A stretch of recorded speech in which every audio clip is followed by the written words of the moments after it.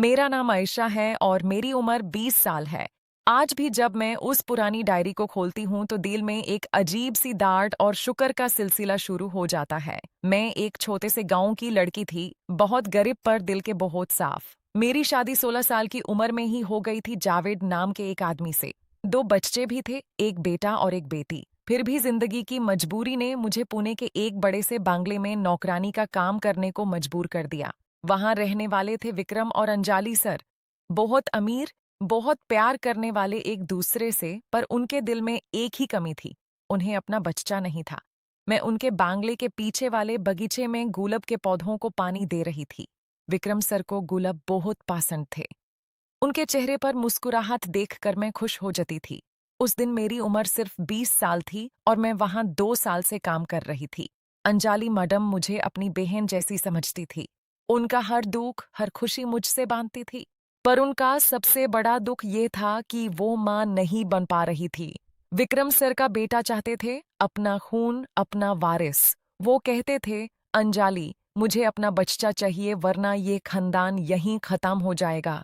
मैं उनकी बातें सुनती और दिल में सोचती, कश मैं उनकी मदद कर पाती। अंजाली मैडम हर डॉक्टर, हर बाबा के पास जाती, तांत्रिक से दुआ मांगती, पर कुछ नहीं होता। फिर एक दिन विक्रम सर ने फैसला कर लिया, दूसरी शादी कर लेंगे। ये सुनकर अंजाली मैडम टूट गई। वो रात भर रोती रहती, मैं उनके सिरहाने बैठी उनका हाथ सहलाती। उनके आंसू देखकर मेरा दिल नहीं मनता था। एक शाम जब मैडम कमरे में इधर उधर घूम रही थी, आंखें आंसुओं से भारी, उन्होंने मेरा हाथ पकड़ लिया और धीरे से बोली, आयशा, क्या तू मेरी मदद कर सकती है? मैं हैरान रह गई।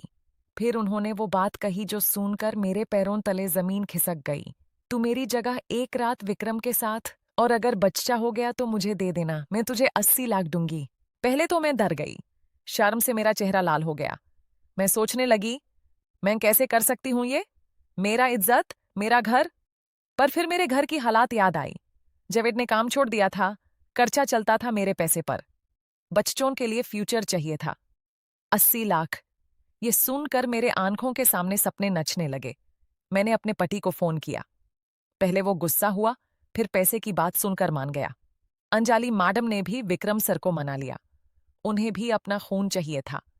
उस रात अंजाली मैडम ने मुझे अपने कपड़े पहना दिए, मेकअप किया, जैसे मैं कोई नई दुल्हन हूं। मेरे हाथों में दूध का ग्लास था।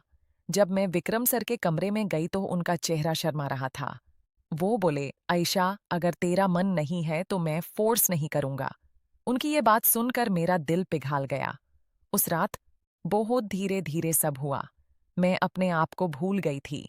कई सालों बाद किसी ने मुझे इतना प्यार से छुआ था। सुबह जब मैं उठी तो अंजाली मैडम की आंखों में आंसू थे, पर उनके चेहरे पर उम्मीद थी। जल्द ही मुझे मॉर्निंग सिकनेस हुआ। डॉक्टर ने कंफर्म किया, मैं प्रेग्नेंट थी। विक्रम सर और अंजाली मैडम खुशी से पागल हो गए। सबको बताया गया कि अंजाली मैडम प्रेग्नेंट हैं। मैं उनके रिजॉर्ट पर शिफ्ट हो गई जहां कोई आता जाता नहीं था। वहां अंजाली मैडम मेरी खुद से ज्यादा देखभाल करती। रोज फल, जूस, डॉक्टर चेकअप। पर जैसे जैसे मेरा पेट बढ़ा, अंदर से कुछ बदलने लगा। पहली बार जब बच्चे ने लत मारी, मैं रोने लगी। रातों को सपने आते, बच्चा मुझसे कहता, माँ, मुझे मत छोड़ना। पैसा अब मुझे बेकार लगता। यह मेरा बच्चा था, मेरा खून। 9 महीने उसको अपने पेट में रखा था। मैं कैसे दे देती किसी और को? एक रात जब डिलीवरी का टाइम नजदीक था, मैं चुपके से रिजॉर्ट से भाग निकली। दर्द शुरू हो चुका था, पर मैं बस अपने बच्चे को बचाना चाहती थी। बस पकड़ी, गांव पहुंची और अपनी पुरानी दाई रमाबाई के पास गई। वहां ने एक बेटे को जन्म दिया। उसका नाम रख दिया गौतम। फिर मैं उसको लेकर बहुत दूर एक छोटे से गांव चली गई जहां कोई मुझे न ढूंढ सके। वहां मैं छोटे छोटे कामों से घर चलाती, गौतम को पढ़ाती। 18 साल बीत गए। वो बिल्कुल विक्रम सर जैसा दिखता था। वो ही तिल गाल पर, वो ही हंसी। एक दिन उसके हाथ मेरी डायरी लग गई। उसने सब पढ़ लिया। फिर मुझसे पूछा, माँ, ये सच है? मैं टूट गई। उसने मुझे रोकने की कोशिश की, पर वो डायरी लेकर पुणे चला गया। जब विक्रम सर और अंजाली मैडम ने गौतम को देखा तो उनकी आंखें भर आई। वो बिल्कुल उनका बेटा था। पहले गुस्सा आया, फिर रोए। उन्होंने मुझे माफ कर दिया। मेरे ऑपरेशन के लिए हॉस्पिटल में एडमिट किया। मेरे 4 बच्चे भी मिल गए जो मुझे 18 साल से ढूंढ रहे थे। जावेद तो पहले ही गुजर चुका था। आज मैं अपने बच्चों के साथ गांव में हूँ। गौतम विक्रम और अंजलि के पास उनका बेटा बान कर रह रहा है। उन्होंने मुझे 80 लाख दिए पर अब पैसे की कमी नहीं थी, दिल की कमी थी। मैं हर रोज सोचती हूँ, कभी कभी मजबूरी इंसान से ऐसा काम करवा देती है जो गलत होता है। पर एक माँ का दिल कभी झूठ नहीं बोल सकता। अपने बच्चे को किसी और के हाथ में देना आसान नहीं। दोस्तों, जिंदगी में कभी किसी की मजबूरी का फायदा मत उठाओ और अपने बच्चों की कीमत कभी मत भूलना। अगर ये कहानी दिल को छू गई हो तो इस वीडियो को लाइक करो, चैनल सब्सक्राइब करो और कमेंट में बताओ आप क्या सोचते हो इस कहानी के बारे में। मिलते हैं एक नई इमोशनल कहानी के साथ। अल्लाह आप सबको खुश रखे।